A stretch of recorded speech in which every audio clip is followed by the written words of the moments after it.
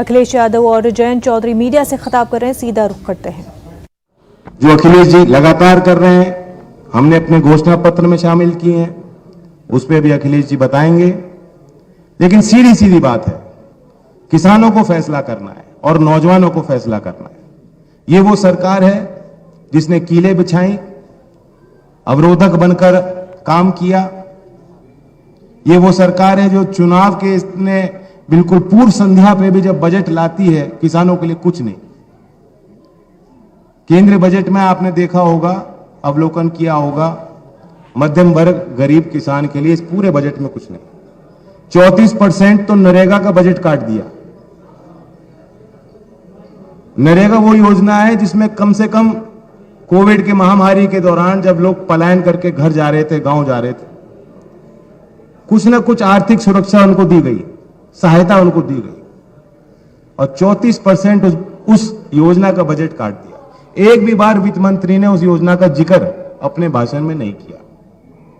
और शायद जब से निर्मला सीतारमण जी वित्त मंत्री बनी है, हालांकि उनका बजट भाषण जो है वो मुझे लगता है पीएमओ ज्यादा लिखता है, वो खुद तय नहीं करते।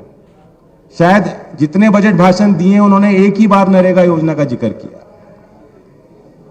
तो उस गरीब वर्ग को उसके उत्थान के लिए हम संकल्पित हैं कि उत्तर प्रदेश की सरकार बड़े फैसले लेगी और किसान को सम्मान मिले, सही समय पर भुगतान गन्ने की खेती कर रहे किसानों को मिले और कानून की व्यवस्था सख्त हो। इस ओर हमने बड़ा संकल्प लिया है। मैं फिर दोबारा स्वागत करता हूं अखिलेश जी का और मैं उनको आमंत्रित करता हूं कि आगे की जो है व्यवस्था वो देखें।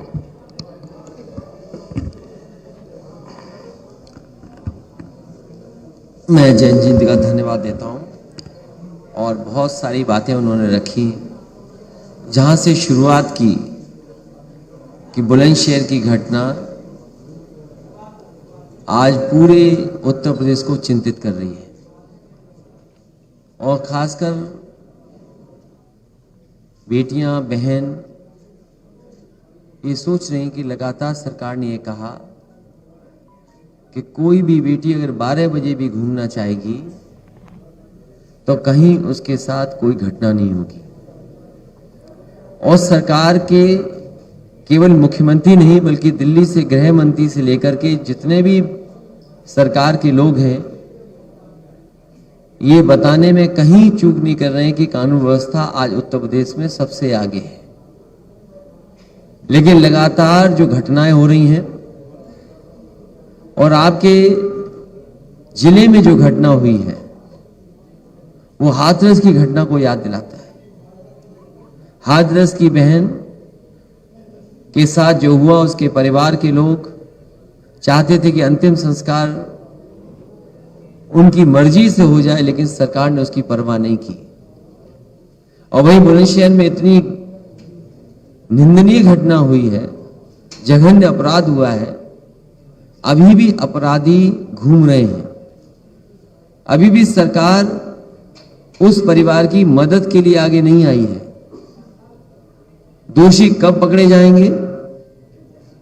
हम यहां बैठे हमारे गठबंधन की तरफ से यही कहेंगे सरकार को कि दोषी जल्दी से जल्दी पकड़ें और कड़ी से कड़ी कार्रवाई हो।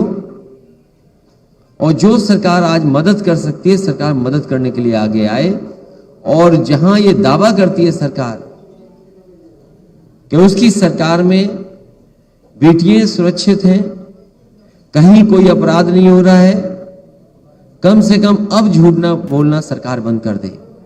और अगर हम आंकड़े देखते हैं तो बड़े पैमाने पर ऐसी घटनाएं उत्तर प्रदेश में हो रही हैं और आंकड़ों में भी कई प्रदेशों को उत्तर प्रदेश ने पीछे छोड़ा हुआ है। जो सबसे अच्छी योजना थी पुलिस रिस्पांस सिस्टम डायल 100, नाम बदल करके 112 उसको कबाड़ा कर दिया, बर्बाद कर दिया।